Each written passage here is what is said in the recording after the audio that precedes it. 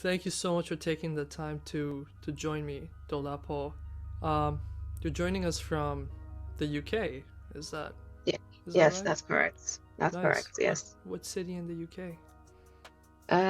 Manchester, quite in Manchester City. Nice. Yeah. Yeah. Amazing. And I understand that you're a student at UBC. You're working on your PhD. That's correct. Nice. And what are you doing your PhD on? What's your research topic?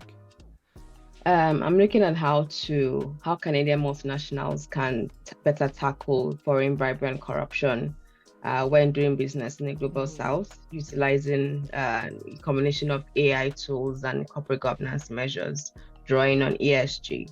Yeah, so Great. ESG is essentially about sustainability. It's a tool to ensure or promote sustainability within a corporation. So ESG is environmental, social, and governance. These are Mm-hmm. the factors you consider when a company tries to understand its impact and its sustainability impact. So there's been a lot of focus on the environmental aspect of things because of the concerns about climate change. But there's Mm-hmm. also the social. The social is more about impact on customers, impact on the community, the general public, as well. And then there's the governance. The governance is the processes you put in place to ensure that the company is taking steps, or running the business in a way that it's sustainable. So that's the corporate governance aspect of ESG. So I'm looking at how you can utilize that G aspect, because there's so many things, there's so many measures you put in place, Mm-hmm. make sure a company, runs smoothly and runs in accordance with extant legislation, uh, and corporate law. So the idea is how do we use that structure that's already existing, and corporate governance goes back, very long time. Mm-hmm. So how do we use that corporate governance structure and AI to address foreign bribery and corruption? Gotcha. And it sounds like you're using technology to detect bribery. So, what kind of technologies are being used for that?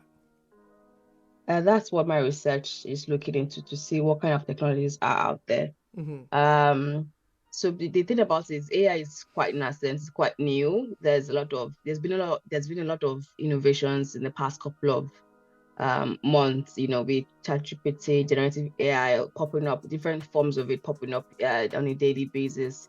We're all fascinated by what it can do in terms of improving our daily lives. And there's a whole lot more it can do in terms of improving different sectors, from law enforcement to healthcare. And now my research is okay. So what about corruption? We talk about corruption as this pandemic. It's been Mm-hmm. described as an ignored pandemic that occurs in the global south and in Mm-hmm. the north. So the question is, how do we use these tools that are so innovative to tackle foreign bribery and corruption? So there isn't so much on that subject right now. That's where my research is novel.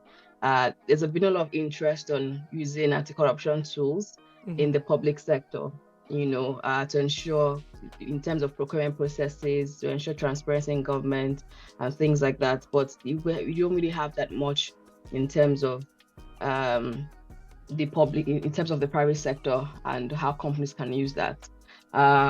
Well, Mm-hmm. but I think that I'm looking into some examples. And for example, there's the Trace International Bribery Risk Matrix, Yeah. which is an AI-powered machine learning tool which measures business bribery risk in all 94 countries.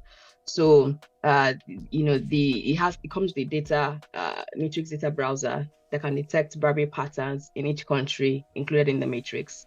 So that having that kind of tool is useful for many corporations who are uh you know concerned about, okay, what is the bribery risk in this country. Yes, we have Transparency International, CPI, the Corruption Perception Index, Mm-hmm. but the perception index simply just relates information about how citizens perceive the level of corruption in that country. It doesn't really say much about um you know Uh-huh. where this corruption happens, in what industries, what sectors, or who is involved. But using the bribery matrix, it can help to assess the bribery risk in about 194 countries, and it can help companies who are looking to do business abroad to us to see, okay, what are the potential risks if we move to do business in this country? So that's an example. Right. And there are also other tools that are being used that I'm still looking into them, but I can't say categorically, but these are just illustrative examples that I've come across. There are also tools that can help companies enhance their reporting and ensure transparency, because that's what corruption thrives where there's a lack of transparency. So an AI is very good at automating processes and ensuring transparency. That's another way to use it. Right. So it seems like AI is a game-changing tool here that can help with potentially objectively detecting bribery or financial corruption. Does that also mean that you have to train your AI on actual corruption data in order to find corruption, or does it use mathematical relations to detect corruption? Yes. So as we know, yes, AI and machine learning tools are all built on data. Data is the source. They say data is the main thing. Your output, the quality of your system or AI tools, as good as the data you put into it. So the data can come from various sources. Even when we talk about natural language processing (NLP), NLP can help to review large bundles, large data sets of unstructured data to identify patterns. For example, emails, social media sites, news media. It can scrub through everything and find patterns and draw, so show patterns in certain areas. So yes, that could be one way of getting that done. Gotcha. And you mentioned that ESG is a part of your research. I'm thinking about blockchain and how blockchain can also be used for either prevention of bribery or detecting bribery. Is there any concerns with blockchain mining and the heat that blockchain mining will release into the atmosphere? Yeah, there's so many with AI. There's so many challenges and concerns. A lot of people argue that the benefits of AI or the challenges that come with using AI sometimes outweighs benefits. It's yet to be seen, but that's the contention of many scholars nowadays. But yeah, I think there's a lot of benefits to finding out how to utilize blockchain. I know blockchain is particularly especially useful when it comes to anti-money laundering. Because of the transparency it offers, and you can see how it's tamper-proof, and you can see how things, are clearly run. Yeah, so there may be concerns about blockchain, but while we have concerns about new technologies that emerging, it doesn't mean that we should not explore them, or we need to explore them, but with with a bit of caution.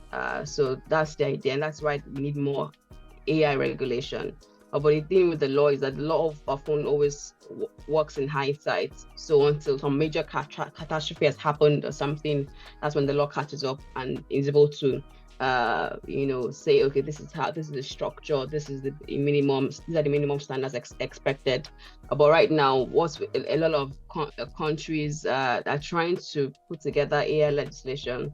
But right now, there's most AI tools now are being designed with certain basic ethical principles in mind, and I think that will help to address any challenges or any concerns or anything that needs to be taken into consideration when designing or when utilizing AI tools. That, I think, ties into ethical considerations.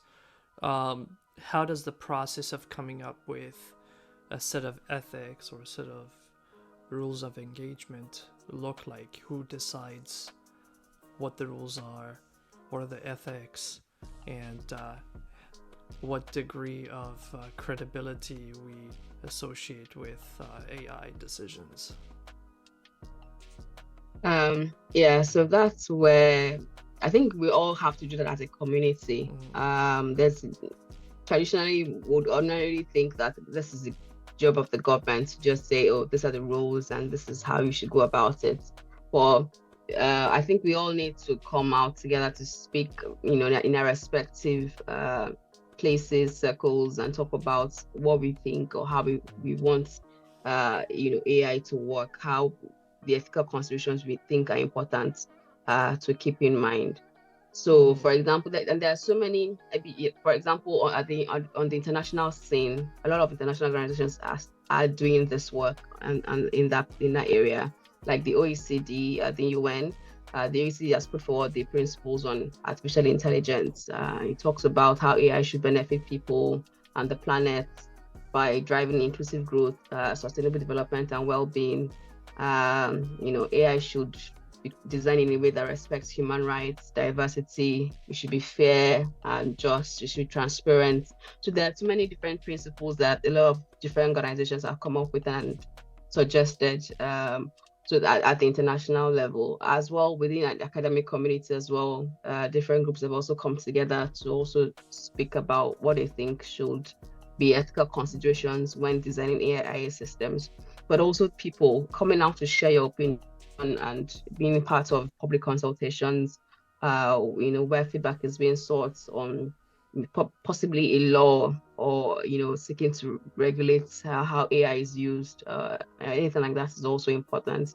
So I think we all need to come out to speak about our concerns and possible way forward in ensuring that AI is used in an ethical way that benefits everyone. Fantastic. Excellent.